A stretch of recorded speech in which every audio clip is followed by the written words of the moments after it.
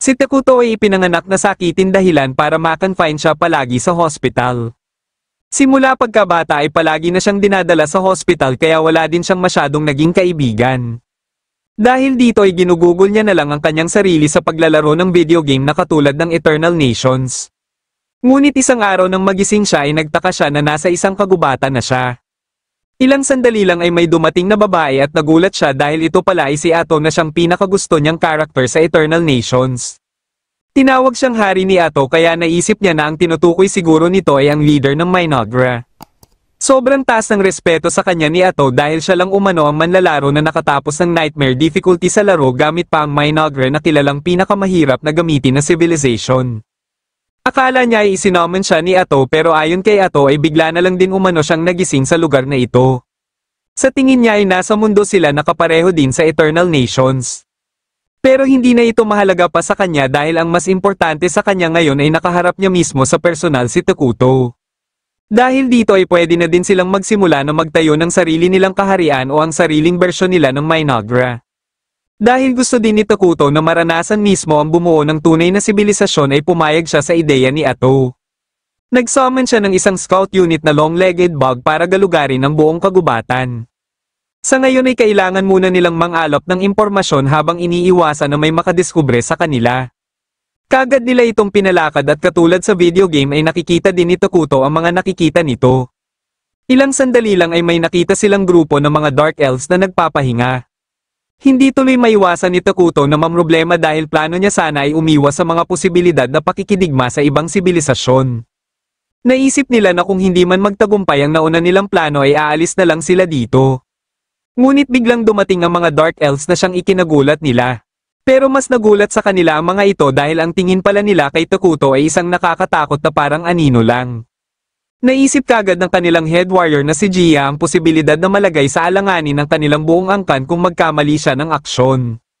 Dahil dito ay hindi siya nagdalawang isip na lumuhad para ipakita ang kanilang respeto kay Takuto.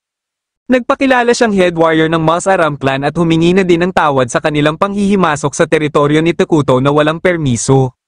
Sinubukan niyang magpaliwanag kung bakit sila napadpad sa kagubatan pero sinabihan siya ni Ato na huwag nang pahabain pa ang kanyang istorya. Dito na din siya kinausap ni Takuto at matapos malaman ni Takuto ang kanilang mga pinagdaanan ay hindi ito nagdalawang isip na bigyan sila ng mga mansanas. Nagustuhan ito ng ibang mga elves kaya nagpalabas din si Takuto ng mga peras. Labis ang pasasalamat ni Gia sa mga pagkain na ibinigay ni Takuto pero nais niya na dalhin na lang ang mga ito sa kanilang mga kasama na naghihintay sa kanila dahil marami sa mga ito ay sobrang nagugutom na. Dahil sa awa ay nagpalabas muli si Takuto ng mas maraming pagkain na siyang ikinabahala naman ni Ato. Dito na napatanong si Gia sa pangalan ni Takuto ngunit hindi siya sinagot ni Takuto. Kagad silang umalis para dalhin ang mga pagkain sa kanilang mga kasama. Sa sobrang tuwa ng mga ito ay hindi na din nila maiwasan na mapaluha sa tuwa. Makalipas ang ilang oras ay kinausap si Gia ng kanilang elder na si Molter para tanungin siya kung saan nila umano kinuha ang mga pagkain. Dahil hindi nila nakuha ang pangalan ni Takuto ay sinabi niya na lang na galing ang mga pagkain sa isang maalamat na nilalang. Base sa kanyang paglalarawan ay naisip kaagad ni Molter na baka ang tinutukoy niya ay ang King of Ruin. Bagamat isa lang itong alamat at nakasulat lang sa isang libro ay hindi niya pa din umano ito masasabi na hindi totoo. Dahil wala itong hininging kapalit kina Gia ay mahahalin tulad talaga ito sa isang evil. Gayunpaman ay malaki ang respeto ni Gia kay Takuto na siyang hindi naman sinang-ayunan ni Molter dahil isa pa din umano itong evil. Dahil dito ay nagkasagutan silang dalawa hanggang sa maintindihan na din ni Molter ang nararamdaman ni Gia. Bilang leader ng kanilang angkan ay napagpasyahan ni Molter na makipagnegosasyon kay Takuto. Kasalukuyan namang sinisermonan ni Ato si Takuto matapos magamit ni Takuto ang kanyang mana kanina para magpalabas ng maraming pagkain. Pero dahil hindi din matiis ni Ato si Takuto ay gumaan din kagad ang kanyang loob. Kinabukasan ng umaga ay pinabalik ni Takuto ang long-legged bug kaya nalaman nila na may papalapit sa kanila ng mga Dark Elves. Dahil dito ay namroblema na naman si Takuto dahil siguradong may magaganap na amang negosasyon na siyang gusto niya sanang iwasan. Buti na lang ay nagboluntaryo si Ato na siya na lang umano ang makikipagnegosasyon. Pagkadating nila Molter ay muli silang nagpasalamat sa mga pagkain na ibinigay ni Takuto nung isang araw. Katapos ay nakiusap sila kung pwede ba nilang malaman ang pangalan ni Takuto. Dahil pumayag si Takuto ay sinabi na lang ito ni Ato at pati ang kanyang pangalan ay sinabi niya na din. Nais sana nila Molter na bigyan ng kapalit ang kabutihang ipinakita ni Takuto pero naisip kaagad ni Ato na walang may ibibigay ang mga ito dahil naghihirap din sila. Para hindi magkaroon ng hindi pagkakaunawaan ay sinabihan ni Takuto si Ato na tanggapin na lang ang alok nila Molter. Naisip nila na humingi ng impormasyon tungkol naman sa labas ng kagubatan. Katapos ay kailangan umalis na ang mga Dark Elves sa kagubatan at bawal din nilang ipaalam sa kahit kanino ang tungkol kina Takuto. Alam nila Gia na hindi pabor sa kanila kung aalis sila ng kagubatan ngunit wala na silang magagawa pa kung ito ang gusto ni Takuto. Nababahala naman si Takuto sa posibleng mangyari sa mga Dark Elves sakaling lisanin nila ang kagubatan kaya inalok niya na lang ang mga ito na maging mamamayan ng Minogra. Para gumana ito ay gagamit sila ng refugee system na katulad sa video game. Dahil nalilito si Molter kung ano na ang mangyayari sa kanila kapag maging mamamayan na sila ni Takuto ay diretsahang sinabi ni Ato ang posibilidad na magiging masamang nilalang na din sila. Pero kapalit nito ay sisiguraduhin naman ni Takuto na magiging ligtas sila at magiging masaya. Pumayag sila Molter sa alok ni Takuto kaya kinabukasan mismo ng umaga ay nagtungo sila Takuto sa kampo ng mga Dark Elves para opisyal na i-anunsyo ang pagkakatatag ng Minogra. Kaya ilang sandali lang ay dito na biglang naalala nila Gia ang pait na kanilang dinanas dahilan para mapuno ng galit ang kanilang mga puso at isipan. Pero nang kinausap sila ni Takuto ay napagtanto nila kagad na ito pala ang pakiramdam ng may nagmamahal sa kanila. Makalipas ang ilang araw matapos maitatag ang Minogra ay dito lang nalaman ni Takuto na nasa lokasyon pala sila na malapit sa dalawang malalakas na kaharian. Para sa katulad ng kanilang kaharian na nag-uumpisa pa lamang ay hindi ito maganda dahil baka isang araw ay madiskubre sila at atakihin na lang na siguradong ikakabagsak nila kagad sapagkat wala pa silang malakas na hukbo. Pero napaisip din sila na ibang-iba na din ang kalagayan nila dahil may mga kasama na silang mga Dark Elves at hindi katulad sa video game na mga homongkuli lang ang kanilang mga mamamayan. Ilang sandali lang ay dumating sila Molter at sa pagkakataon na ito ay isinama nila si Emily dahil ito ang mas maraming nalalaman tungkol sa ibang nasyon sa labas ng kagubatan. Binigyan sila ng kani-kanilang mga tungkulin at sa inaasahan ay si Gia ang itinalaga para mamuno sa kanilang hukbong sandatahan. Pero hindi inaasahan ni Gia na mas gusto pala ni Takuto ng kapayapaan kahit siya ang King of Ruin. Naisip ni Takuto na ipaayos ang lupain at kung maaari ay iwasan na masira ang kagubatan na siya na namang ipinagtaka ni Gia. Pero ang mas ikinagulat nilang tatlo ay nang sinabi ni Takuto na huwag nilang kalimutan ng reforesting dahil hindi nila ito alam. Dito na nalaman nila Takuto at Ato na hindi pa pala nakakarating sa 6 major elements ang magic technology level na nalalaman nila Molter na siyang isa sa kailangan para sa reforesting. Isa sa naitutulong ng reforesting ay para mas pabilisin ang pagtubo ng mga itatanim nila na ipapalit sa mga puno na kanilang pinuputol. Dito na nabanggit ni Emily ang tungkol sa pagtatanim niya ng buto ng ubas at sa ngayon ay tumutubo na umano ito. Dahil dito ay napagtanto kagad ni Takuto na pwede niya palang gamitin din ang emergency production para lumikha ng mga bagay na wala sa video game katulad ng mga prutas na dinala niya galing sa kanilang mundo. Ibig sabihin ay pwede din siyang makalikha ng gunpowder, mga metal at kahit ang langis. Ngunit ang problema ay nakita na ni Saint Soul Ina ng Holy Kingdom of Qualia ang masamang pangitain sa accursed land sa may Dark Continent. Biglang dumating ang isang cardinal dahil sa mga nagpakita umanong mga barbarian sa Northern Province. Kagad nila itong pinuntahan at sa isang atake lang ni Saint Soul Ina ay naubos niya kagad ang mga kalaban. Katapos ay tinanong niya ang cardinal kung makakapagpadala ba sila ng mga paladin sa accursed land. Nilinaw ng cardinal na posibleng hindi pumayag ang central sa kanyang request kaya nagpa siya si Soul Ina na siya na lang ang pupunta dito. Ngunit mas ayaw itong mangyari ng cardinal kaya pumayag na lang ito na ipadala ang kanyang mga tao. Dahil sa pagtutulungan ng mga Dark Elves ay mabilis silang nakalikha ng trono para kay Takuto at ng council room. Pagkadating nila Molter para sa kanilang council meeting ay ibinigay na din ni Emily ang damit na ginawa niya para kay Takuto at nagustuhan naman ito ni Takuto. Pagkasimula ng kanilang pagpupulong ay ipinakilala ni Ato kina Molter ang flesh tree na siyang isa sa kanilang food production facilities. Sunod nilang napag-usapan ay tungkol sa magic technology dahil ito ang prioridad nila sa ngayon. Uunahin nila ang military magic dahil kailangan pa din nilang maayos kagad ang kanilang pangdepensa kahit pa wala silang balak na makidigma. Aminado naman sila Gia at Molter na mahina pa ang kanilang hukbo sa ngayon kaya napagdesisyonan ni Takuto na mag-summon na lang ng hero. Dahil hindi ito alam nila Molter ay ipinaliwanag ni Ato kung ano itong hero. Bagamat kinakailangan ng maraming mana sa pagsusuman ng hero ay may paraan na si Takuto para makaipon ng maraming mana at ito ay panatilihin na masaya ang kanyang mga mamamayan. Nakabuo naman kaagad ng hukbo ang Cardinal para imbestigahan ang Accursed Land at ito ay papamunuan ng mga paladin na sila Lonius at Verdel. Kilalang seryoso sa kanyang tungkulin si Lonius pero parang kabaliktaran naman sa kanya si Verdel. Gayunpaman ay kinikilala pa din ni Lonius ang kakayahan ni Verdel bilang isang high paladin. Isang araw ay inilibot sila Takuto ni Emily para ipakita sa kanila ang estado na ng kanilang sibilisasyon. Dahil nagustuhan ni Takuto ang mga nagawa ng mga Dark Elves ay tuwang-tuwa din si Emily. Katapos ay dinala din sila sa nadiskubre nilang bukal ngunit pagkadating nila dito ay hindi na maganda ang hitsura ng tubig. Pero ayon kay Ato ay ayos lang ito at tinatawag umano itong cursed terrain. Ibig sabihin lang nito ay sakop na din ito ng Minogue kaya nang huminga ng malalim sila Molter ay naramdaman nila ang pagbabago sa kanilang katawan. Pero napaisip din sila na kung magiging ganito ang buong paligid ng kagubatan ay baka madiskubre din sila kagad ng mga kalaban kaya kailangan ay makabuo na sila ng hukbo. Dahil dito ay muling ipinaalala sa kanila ni Ato ang nalalapit na pagsusuma nila ng hero. Ngunit hindi pa din maunawaan nila Molter kung ano itong hero kaya dito na ipinakita ni Ato kung ano ang kaya niyang gawin dahil isa din umano siyang hero. Natulala na lang sila Molter na ganito pala kalakas ang mga hero at paglilinaw pa ni Ato nakakarampot lang ito sa totoo niyang lakas. Mas lalo lang tuloy na pahanga sila Molter sa kakayahan ni Takuto kaya iminungkahi nila na gumawa na din sila ng palasyo. Para kay Takuto ay hindi naman ito importante sa ngayon pero dahil nagpupumilit sila Molter ay pumayag na lang siya. Habang nasa daan na sila Lonius ay napag-usapan nila ang nangyari sa Northern Province. Alam ng isa nilang kasama na si Bargo na may malaking problema dito at kahit pa malaki ang kikitain nila ay hindi pa din sila pupunta dito dahil sinasabing may witch umano dito.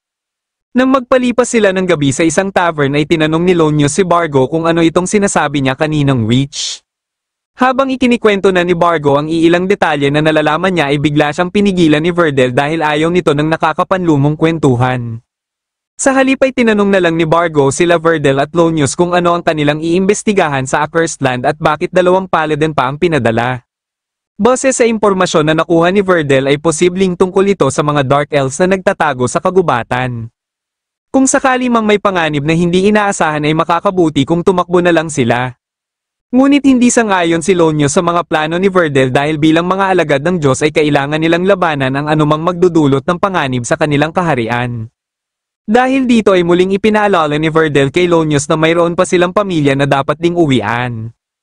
Kinabukasan ng umaga ay tinipon nila Takuto ang mga bunga ng mga flesh fruit. Gamit ang kanyang kapangyarihan ay ginawa niya itong long-legged bug. Gulat na gulat sila Molter dahil kaya din pala ni Takuto na lumikha ng panibagong nilalang mula sa isang flesh fruit. Dahil naging matagumpay ang kanilang ritual ay pwede na nilang isunod ang mag-summon ng isang hero. Plano ni Takuto na i-summon si Isla dahil isa ito sa pinakamalalakas niyang hero sa video game at sang-ayon din dito si Ato. Maliban pa dito ay baka magkaproblema lang sila kung ibang hero ang uunahin nila sa kalagayan ngayon ng kanilang sibilisasyon. Nang makatungtong na sila Verdel ng Dark Continent ay may nakasalubong kaagad silang Hill Giant. Para hindi sila magtagal pa dito ay nagpasya si Verdel na siya na lang mag-isa ang haharap dito. Gamit ang Holy Sword Art ay mabilis lang niyang naputol ang sandata ng Hill Giant. Katapos ay hindi na siya nagsayang pa ng oras at sinunod niya kaagad itong inatake. Kinabukasan ng umaga habang nagkwekwentuhan sila Takuto at Ato ay biglang may naramdaman si Takuto na papalapit sa kagubatan. Inutusan niya si Ato na itaboy ang mga ito nang hindi ginagamitan ng dahas kung maaari.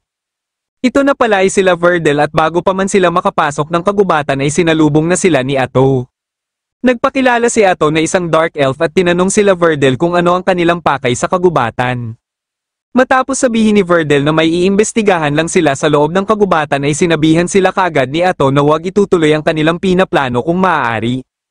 Dagdag pa niya ay natatakot ang kanyang mga kasama at sinigurado niya sa mga ito na mapayapa naman sa loob. Dahil dito ay napilitan na lang si Verdel na sabihin ang totoo nilang misyon na siyang ikinagulat nila Lonius dahil mahigpit itong ipinagbabawal sapagkat isa itong Divine Revelation. Ngunit hindi pa din pumayag si Ato kaya nagtaka na sila Lonius kahit sinabi na nila na mula sa Divine Revelation ang kanilang misyon. Dahil dito ay mas lumakas lang ang kutob ni Lonius na totoo siguro ang Divine Revelation. Paulit-ulit na tinanong ni Verdel si Ato kung wala ba talagang problema sa kagubatan. Matapos siguraduhin ni Ato na walang problema sa kagubatan ay nagpasya na si Verdel na umalis na lang sila. Hindi pumayag si Lonyo sa naging desisyon ni Verdel at sinabihan niya ang kanilang mga kasama na papasok sila sa kagubatan kahit anong mangyari. Sinubukan pa silang pigilan muli ni Ato pero inutusan lang ni Lonyo sila Bargo na dakpin si Ato. Dito na napagtanto ni Ato na hindi niya na masusunod pa ang pakiusap ni Takuto. Sa isang iglap lang ay nagulat na lang si Lonyo sa ginawang atake ni Ato sa kanila. Kagad na inutusan ni Verdel si Bargo na patakbuhin ang kanilang mensahero pabalik ng Qualia ngunit nasama pala ito sa atake ni Ato. Dito na naisip ni Verdel na baka isa ding witch ang kanilang kaharap. May iilang impormasyon din pala siyang nalalaman tungkol sa witch ngunit pinagbawalan siya ng mga nakakataas na ipagsabi ito sa iba. Katulad sa umatake sa Northern Province ay malaki ang posibilidad na kapareho ito sa kaharap nila ngayon. Sabay silang umatake ni Lonius gamit ang kanilang Holy Sword Art.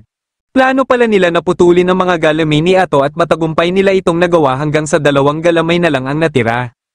Para hindi na sila makaatake ay ginawang hostage ni Ato ang 2 nilang kasamahan. Pero hindi inaasahan ni Ato na isasakripisyo nila Verdel ang mga ito para lang maputo nila ang natitira niyang galamay. Ngunit wala silang kaalam-alam na hindi lang pala 6 ang galamay ni Ato dahilan para maisahan si Verdel. Matapos itong mapaslang ni Ato ay kaagad na pinatakbo ni Lonius ang lahat sa iba't ibang direksyon para kahit man lang isa ay may makatakas at may palong sa kanilang kaharian ang mga nangyari. Nilabanan niya si Ato para mabigyan ng oras ang kanyang mga kasama pero nagulat siya na kaya na din pala ni Ato na mahawakan ng Holy Sword Art. Maliban dito ay nakuha din ni Ato ang mga skill ni Verdel maging ang memorya nito. Dahil dito ay alam na din ni Ato na may asawa at anak si Lonius. Ilang sandali lang ay narinig ni Lonius ang sigaw ng kanyang mga kasama at ito pala ay kagagawa ng mga Dark Elves. Sa sobrang galit ni Lonius ay inatake niya si Ato ngunit hindi na din ito umubra pa. Para maipamukha sa kanya na isang malaking pagkakamali ang ginawa niya ay sinabihan siya ni Ato na ililigpit din ito ang kanyang mag-ina. Kung nakinig lang umano sana siya kay Verdel kanina ay buhay pa sana silang lahat na makakauwi sa kani-kanilang mga pamilya. Matapos mailigpit ni Ato si Lonius ay lumapit sila Gia para ipaalam kay Ato na tapos na din sila. Tinanong ni Gia si Ato kung gagawin ba umano niya talaga ang mga sinabi niya kay Lonius. Kaya nilinaw ni Ato na wala siyang panahon para gawin ito at niloloko lang niya si Lonius. Kagad niyang kinausap si Takuto para ipaalam ang tungkol sa sinasabing witch nila Verdel dahil wala naman ito sa video game. Dahil dito ay naisip ni Takuto na ibang mundo siguro ang kinaroroonan nila ngayon. Isa pa ay hindi lang abilidad ang nakukuha ni Ato sa mga natatalo niya kundi ang memorya din ng mga ito. Sobrang laki ng tulong nito sa kanila dahil nalaman na nila ang sitwasyon sa Qualia. Sa ngayon ay mag-aalinlangan pa ang Qualia na gumanti sa kanila dahil sa kakulangan ng impormasyon pero ang mas ikinababahala ni Takuto ay ang tungkol sa witch. Base sa memorya na nakuha ni Ato ay tinatawag na Erakino the Slurping Witch ang witch na umatake sa Northern Province. Dahil sa taglay niyang lakas ay naisip ni Takuto na baka katulad din ito sa kanila. Ngayon na alam na nila na may lakas ito na kapareho sa isang hero ay kinakailangan na talaga nila na mag-summon ng isa pang hero. Maliban dito ay gusto din niyang may baguhin sa kanilang polisiya. Dahil may sigurado na silang kalaban ay mas makakabuti kung makakahanap naman sila ng kakampi. Kung makumpleto na ang kanilang kaharian ay plano niya na makipagnegosasyon sa kaharian na nasa silangang bahagi nila dahil isa itong neutral na kaharian. Lumipas ang ilang araw ay natapos na din sa wakas ang kanilang palasyo. Ngunit dito lang napagtanto ni Ato na wala pa silang kahit isang attendant na mag-aasikaso kay Takuto. Dahil dito ay ipinatawag niya sila Molter para iharap kay Takuto ang mga batang elf na mga babae. Ang problema ay natakot lang ang mga ito matapos nilang makaharap si Takuto. Iminungkahi ni Gia kay Molter ang kambal kaya dito na nalaman ni Ato na may 2 pa palang bata ang hindi pa nahaharap kay Takuto. Nag-aalinlangan si Molter na iharap ang mga ito pero wala na din siyang nagawa. Ito ay sila Karia at Maria ng mga ulila na at mapapansin kagad sa mga ito ang pagkakaiba nila sa ibang mga bata. Ipinaliwanag ni Molter ang kanilang sitwasyon at dito na nalaman nila Ato na naging sakripisyo pala ang ina ng kambal para maibsan ang pagkagutom ng buong angkan. Biglang lumapit si Maria kay Takuto at dahil handa ito na alagaan si Takuto ay ginawa na din itong kandidato para sa potensyal na maging pinuno ng Minogre sa hinaharap. Katulad kay Maria ay handa din umano si Karia na pagsilbihan si Takuto. Ang problema ay parating nagkakamali ang mga ito sa kanilang trabaho. Ilang sandali lang ay ipinaalam ni Ato kay Takuto na magkakaroon sila ng pagpupulong para sa kasalukuyang sitwasyon ng kanilang kaharian. Isa-isang nagbigay ng reports ang bawat isa tungkol sa progreso ng mga itinalagang trabaho para sa kanila. Muli din nilang napag-usapan ang paghahanda nila sa pagsummon ng bagong hero. Base sa ibinigay na report ni Molter ay nalaman ni Takuto na tanging mana na lang pala ang kulang. Katapos ng kanilang pagpupulong ay may nagawa na namang kapalpakan ng kambal pero hindi na ito masyadong inintindi pa ni Takuto. Dito na napatanong sa kanya si Maria kung bakit umano hindi niya sila pinaparusahan. Dito niya na din sinabi sa mga ito na alam niyang sinasadya lang ng mga ito ang kanilang ginagawa at hindi na din nila ito naitanggi. Nalaman niya na nakukonsensya pala ang mga ito na nabubuhay pa din sila matapos ang nangyari sa kanilang ina. Para maparusahan sila ng kamatayan ay sinasadya na lang nila na gumawa ng mga kapalpakan. Para magbago ang kanilang pananaw ay may mga sinabi si Takuto sa kanila. Kaya sa kauna-unahang pagkakataon simula nang mamatay ang kanilang ina ay muling umiyak ang mga ito.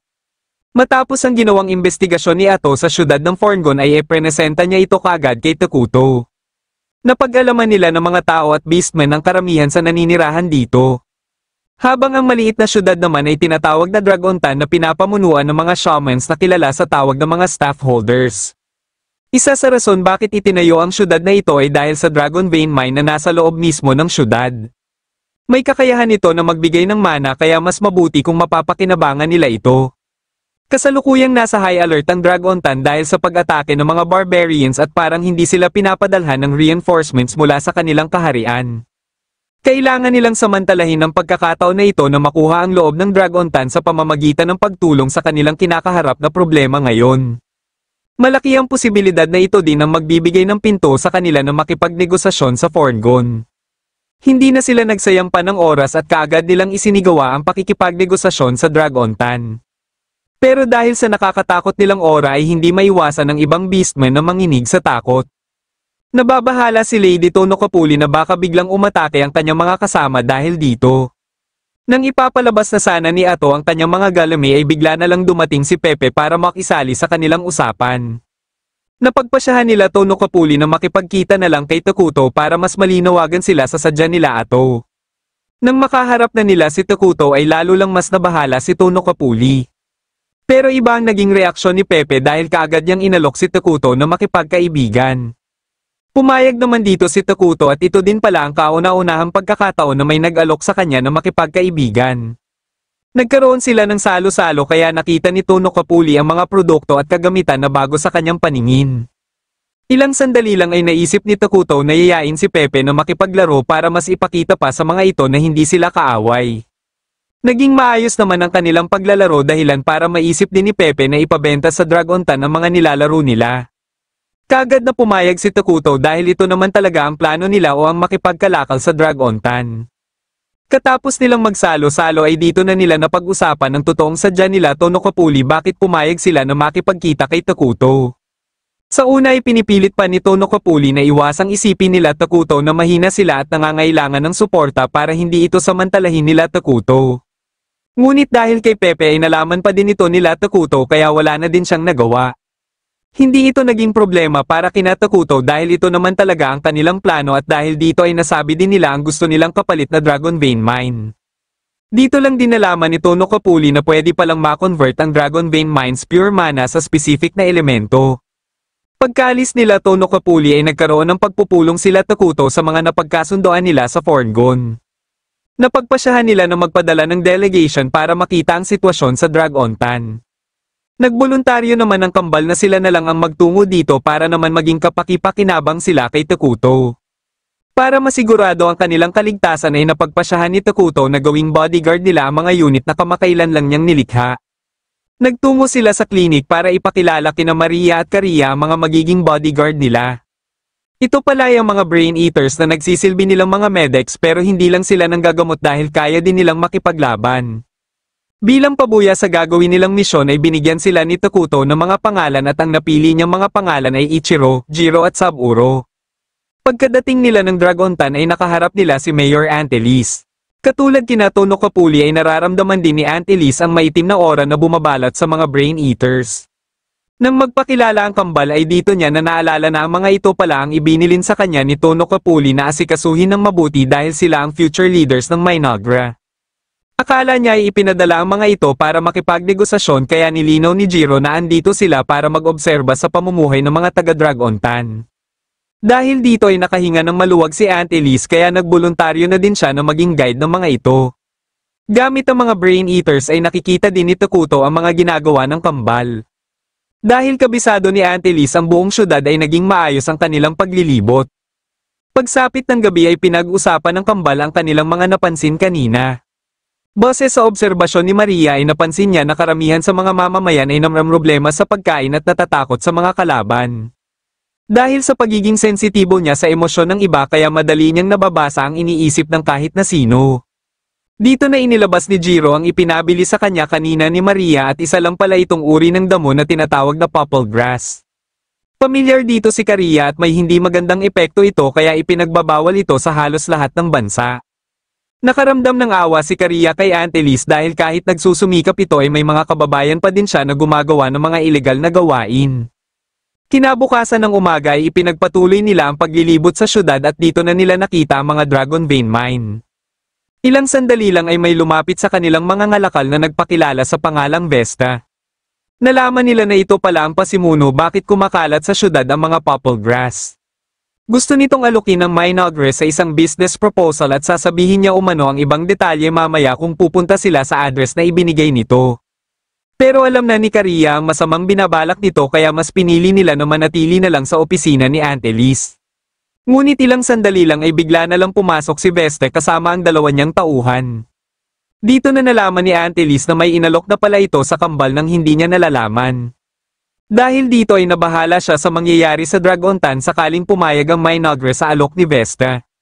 Ngunit nilinaw ni Karia na tinatanggihan nila ang alok ni Vesta at ito ang rason bakit hindi sila sumipot.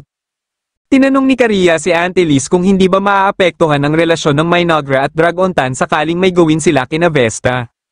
Dahil matagal nang pinuproblema ni Aunt Elise sila Vesta ay hindi siya nagdalawang isip na ipaubaya kina Karia ang mga ito. Dito na inilabas ni Vesta ang gamot na gawa mula sa popple grass at sino mang matuturukan nito ay habang buhay nang malululong sa gamot na ito. Binalaan sila ni Karia pero hindi nagpatinag si Vesta at ininsulto pa nito si Takuto. Dito na nagalit si Karia kaya pagkaatake ng mga tauhan ni Vesta ay hindi na sila nagdalawang isip na iligpit ang mga ito. Kahit si Aunt Elise ay gulat na gulat sa ginawa ng mga brain eater sa katawan ng mga tauhan ni Vesta. Sinubukan pa ni Vesta na magmakaawa pero sa sobrang galit ni Karia sa pang-iinsulto nito kay Takuto ay hindi na din siya kinaawaan ng mga brain eaters. Dahil sa hitsura ng opisina ni Aunt Elise ay humingi na lang ng paumanhin si Karia. Sa sobrang pagkagulat ni Aunt Elise sa mga nangyari ay hindi niya na din napigilan na mapaihi. Ngunit matapos malaman ni Ato ang mga nangyari ay pinagalitan nito si Takuto dahil hinayaan lang umano niya ang kambal kahit pwede niya namang pigilan ng mga ito gamit ang telepathy. Hindi din nakaligtas sa sermon ni Ato ang kambal pati na din ang mga brain eaters. Dahil dito ay pinasulat silang lahat ng kanilang reflection statement bilang parusa. Makalipas ang ilang oras ay nagkaroon sila ng pagpupulong para pag-usapan ng report nila Maria at Karia tungkol sa kanilang pagbisita sa Dragontan. Base sa report ay iminungkahi ni Gia na magpadala na sila ng hukbo sa lalong madaling panahon dahil di magtatagal ay siguradong bibigay na ang depensa ng Dragontan. Pero hindi nila pwedeng galawin ang iilan sa kanilang manpower dahil matitingga ang trabaho ng mga ito kaya nagboluntaryo si Ato na sasama na lang siya sa ipapadalang hukbo. Isa pa ay malaki ang maitutulong ng kanyang abilidad para makakuha sila ng mga impormasyon. Makakasama niya din dito si Molter at iilang Dark Elves na may kakayahan na makipaglaban. Para hindi hamina ang kanilang depensa habang wala si Ato ay napagpasyahan ni Takuto na i-summon na si Isla. Dahil unang beses pa lang siyang magsusummon ng hero ay nababahala siya kung magiging maayos ba ito. Kagad niyang isinagawa ang ritual at matagumpay niyang na-i-summon si Isla. Buti na lang ay nakilala siya nito at maging si Ato na inasar din kaagad nito. Dinala nila ito sa palasyo at dito na ipinaliwanag ni Takuto ang kanilang sitwasyon.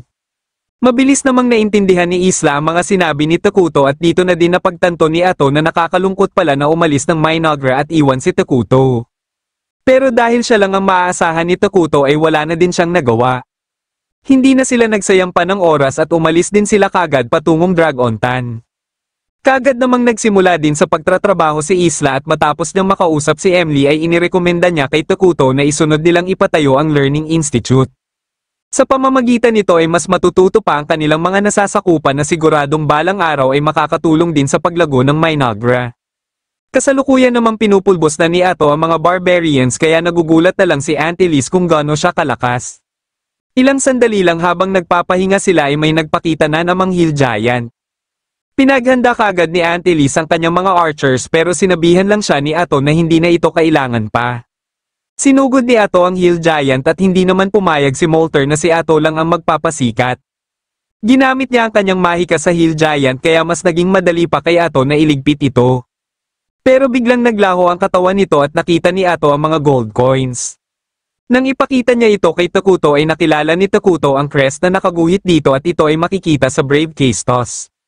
Habang nililibot nila Soul Ina ang isang nayo na inatake ng Erakino ay bigla na lang may umatake sa kanyang mga kasama. Nagpakita dito si Erakino na muling binati si Soul Ina dahil matagal na pala silang magkakilala. Nagtataka na lang si Soul Ina dahil 17 beses niya nang iniligpit si Erakino at muli na naman itong nabuhay. Naisip din niya kagad na mayroon itong pinaplanong gawin at may kinalaman dito ang paulit-ulit niyang resurrection. Dito na pinabangon ni Erakino ang kanyang mga biktima para paatakihin kay Soul Ina. Ngunit sa isang atake lang ni Soul Ina ay kaagad na naging abo ang mga ito. Katapos ay hindi niya na din binigyan pa ng pagkakataon si Erakino na makaporma muli. Dahil sa mga nangyayari ay napapatanong na si Soul Ina sa kanilang Diyos na si God Arlos kung ano na ang nangyayari sa kanilang mundo. Habang magkausap pa sila Takuto at Ato ay may bago na namang hukbo ng mga barbarians ang papalapit sa Dragon Tan. Dahil alam na ni Takuto kung anong klase ang kanilang kalaban ay alam niya na din kung paano tatalunin ang mga ito. Nasa di kalayuan naman ang dalawa sa 4 generals ng Demon Lord's Army na sila Flamen at Ice Rock na siyang mga karakter din sa Brave Case Toss. Minabuti ni Flamen na ipaubaya na lang ang pamumuno kay Ice Rock ang pag-atake sa Dragon Tan dahil mayroon pa siyang dapat na gawin. Nang malapit na sila Ice Rock sa Dragon Tan ay dito na sila pinalibutan ng maitim na aura. Dahil mga orcs at goblins lang ang naaapektuhan ay naisip ng isang kasama ni Ice Rock na galing ang spell sa isang hero. Matapos mailigpit ni Ato ang isang kalaban ay dito na siya nagpakita kay Ice Rock. Dahil sa pagkabahala ni Auntie Liz ay pinahanda niya na ang lahat para sa paglikas ngunit sinabihan lang siya ni Molter na hindi na ito kailangan pa. Ang akala niyang imposibleng matalo na hukbo ng mga barbarians ay inubos lang ni Ato ng ilang segundo. Nilabanan ni Ato si Ice Rock at sa inaasahan ay tama nga lahat ng mga sinabi sa kanya ni Takuto.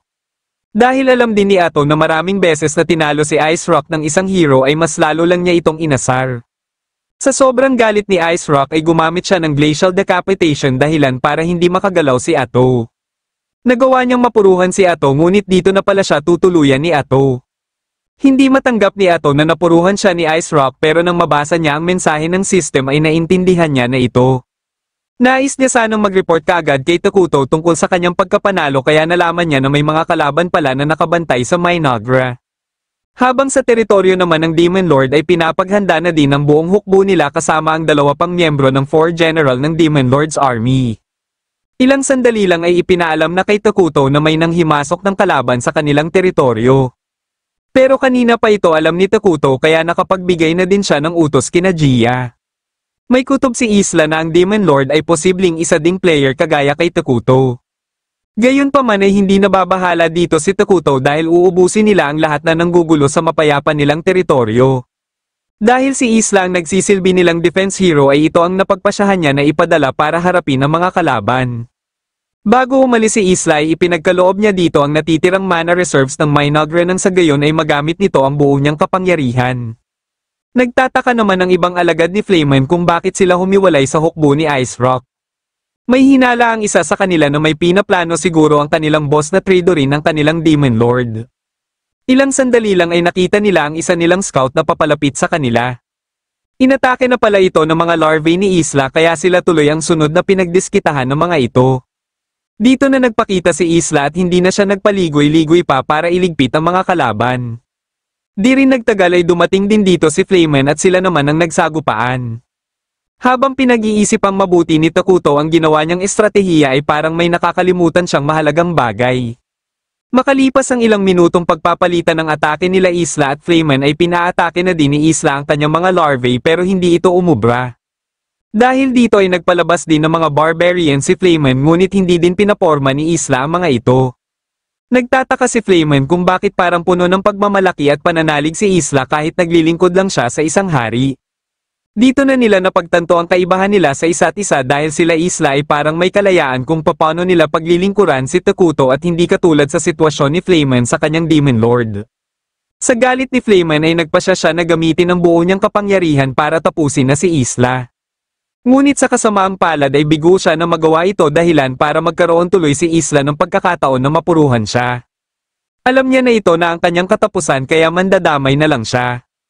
Akala ni Isla ay tapos na ang laban pero nagtaka na lang sila ni Takuto nang biglang maputol ang kanilang komunikasyon. Dito na biglang na-teleport sila Kariya at Maria sa kinaroroonan ni Isla na siyang ipinagtaka ng mga ito. Sinubukan ni Takuto na kausapin ang kambal ngunit hindi niya din ito magawa. Nakita niya na bigla na lang umiti si Flayman na siyang ikinagulat niya. Napagpasyahan ni Isla na ilayo ang kambal ngunit bumabalik lang sila sa kinaroroonan ni Flayman. Dito na biglang napatawa si Flayman at kahit anong atake ni Isla dito ay hindi niya pa din ito magawang mailigpit. Muling inalala ni Takuto ang Brave Case Toss kung ano ang mga sumunod na nangyari matapos niyang matalo si Flayman. Isa pala itong scripted event na kung saan ay susunod na lang sila Isla sa kung ano ang mga dapat na mangyari. Katapos palang matalo si Flayman ay sasabog ito ng napakalakas na magdadahilan sa pagkasawi ng isang hero. Para maprotektahan ng kambal ay ginawang panangga ni Isla ang kanyang katawan. Kaya nang makita ng kambal ang halos magkawatak-watak niyang katawan ay labis na nalungkot ang mga ito. Alam niya na hindi na siya magtatagal pa kaya nakiusap siya sa kambal na kainin ng mga ito ang kanyang puso. Sa pamamagitan nito ay maibabahagi niya sa mga ito ang kanyang kapangyarihan. Ilang sandali lang ay naramdaman na ni Ato ang pagkawala ng presensya ni Isla. Sa sobrang galit ng kanyang nararamdaman ay hindi niya napigilan na magwala. Nang sinubukan ni Takuto na kausapin si Isla ay dito niya na din nakumpirma na wala na ito. Pero dahil sinunod ng kambal ang pakiusap ni Isla ay na-activate naman ang Royal Succession. Dahil dito ay magiging hero na din ang kambal na nagtataglay na ng matinding kapangyarihan. Kagad na kinausap ni Takuto si Ato para utusan ito na sunduin ang kambal at ibalik sa Minogra. Kasalukuyan na palang patungo ang mga ito sa teritoryo ng kalaban at dahil ganap na din silang mga hero ay hindi makakabuti sa Minogra kung malalagasan ulit sila ng hero. Plano sana ni Ato na bumalik ng Minogra para protektahan si Takuto pero dahil sa utos ni Takuto ay wala na siyang nagawa kundi sundin ito. Pagkadating ng kambal sa teritoryo ng kalaban ay nakaharap ni Kariya si Lady Wind at nakaharap naman ni Maria si Old Mechanic. Hindi na nagpaligoy-ligoy pa si Kariya at kaagad niyang iniligpit ang mga alagad ni Lady Wind. Sinubukan pa ni Lady Wind na umatake pero hindi ito umubra kaya sinunod na din siyang iniligpit ni Kariya. Kahit si Old Mechanic at ang kanyang hukbo ay hindi din nakaporma sa lakas ng kapangyarihan ni Maria. Katapos ay dumiretso din sila kagad sa kastilyo kung saan naruroon ang Demon Lord. May misyon pala ang Demon Lord galing sa Umano'y Diyos at kung makumpleto niya ito ay makakamit niya na ang kanyang kalayaan na siyang kasunduan nila ng sinasabi niyang Diyos. Kagad na umatake ang kambal pero hindi ito umubra dahil sa Dark Barrier. Ngunit ilang sandali lang ay nagawa din itong matanggal ng kambal. Dito na nalaman ng Demon Lord na mga hero pala ang kanyang kaharap at hindi niya ito inaasahan dahil sinigurado umano sa kanya ng Diyos na walang hero sa mundong ito. Dahil dito ay napagpasyahan niya na mag-transform na sa totoo niyang anyo. Inatake niya ang kambal ngunit madali lang itong napigilan ni Maria. Katapos ay ginamit naman ni Kariya ang kanyang kapangyarihan at dito na sila sumugod. Sinubukan pa ng Demon Lord na makipagsabayan pero wala din siyang nagagawa sa kapangyarihan ng kambal. Gayunpaman ay hindi pa din siya nawawalan ng pag-asa dahil naniniwala siya na gagabayan siya ng kanyang Diyos patungo sa tagumpay. Ngunit bigla na lang may umatake sa kanya na nagdahilan sa agaran niyang pagkasawi. Ito pala ay kagagawa ng isang binatilyong lalaki dahil akala nito ay binubuli ng Demon Lord ang kambal. Dahil dito ay galit na galit tuloy sa kanya ang kambal sa kanyang pangingialam sa paghihiganti ng mga ito. Buti na lang ay biglang dumating dito si Ato bago pa sila magkasakitan. Sinabihan ni Ato ang kambal kung ano ang utos sa kanya ni Takuto. Pero nagmamatigas pa din ang mga ito kaya naisip niya na pwepwersahin niya na lang ang mga ito. Nang maghahanda na sana siya ay biglang naalala ng kambal ang mga payo sa kanila ni Takuto. Dito na sila kumalma at humingi din sila kagad ng tawad kay Ato. Mabilis namang nagtatakbo palayo ang binatilyo at dahil sa suot nitong uniforme ay sinunod na lang ni Ato ang sinabi ni Takuto na pabayaan na lang muna ito. Natakot pala ito dahil ang sinabi sa kanya ng Diyos ay may mga inosenteng mga babae na nasa panganib. Biglang nagpakita sa kanya ang kanyang alipin para iparating ang mensahe umano galing sa Diyos at humihingi ito ng tawad. Kasalukuyan namang kaharap na naman ni Soul Ina si Erakino matapos itong mabuhay muli. Pero sa pagkakataon na ito ay nagawa na ni Erakino na mapabagsak si Soul Ina. Katulad sa binatilyo ay may nag-uutos din sa kanya na kinikilala niyang Diyos. Sa sobrang pagkadismaya ni Takuto sa kanyang sarili sa pagkasawi ni Isla ay sinuntok niya ang sahig dahilan para mahulog tuloy siya. Hindi niya akalain na ganito na pala siya kalakas kaya sinubukan niya ulit ang kanyang suntok sa isang puno. Dito niya na napagtanto na parang isa na din pala siyang unit sa mundong ito kaya katulad ng ibang karakter ay nagtataglay na din siya ng kakaibang kapangyarihan. Naisip niya na kung nalaman niya lang sana ito noon pa ay posibleng buhay pa sana si Isla. Pagkabalik nila Ato ay iminungkahi ni Ato na parusahan ng kambal sa kanilang ginawang aksyon na walang pahintulot mula kay Takuto. Ngunit hinayaan na lang ito ni Takuto at sa halip ay siya mismo ang humingi ng tawad dahil sa kanyang pagiging arogante at hindi pag-iingat. Nangako siya na ibabalik niya si Isla at hindi na ulit nila hahayaan na may manggulo pa sa kanilang teritoryo. Para mangyari ito ay napagpasyahan niya na sakupin na lang ang buong mundo. Makalipas ang ilang oras ay nagtipon-tipon ng mga Dark Elves para magbigay respeto kay Isla. Palihim silang manatyagan ni Takuto at dito lang nalaman ni Takuto na nakaramdam pala ng takot at pag-aalala sa kanya ang mga ito dahil sa kanyang ipinakitang ugali kanina. Dahil dito ay natauhan din siya kagad at ipinangako sa kanyang sarili na hindi papabayaan ang kaharian na pinaghirapan nilang itayo. Dito na nagtatapos ang huling episode ng Apocalypse Bringer Minogre Season 1. Kung nagustuhan mo ang ating kwento ay huwag kakalimutang mag-like at mag-subscribe na din para malalaman mo kagad kung may bago akong video.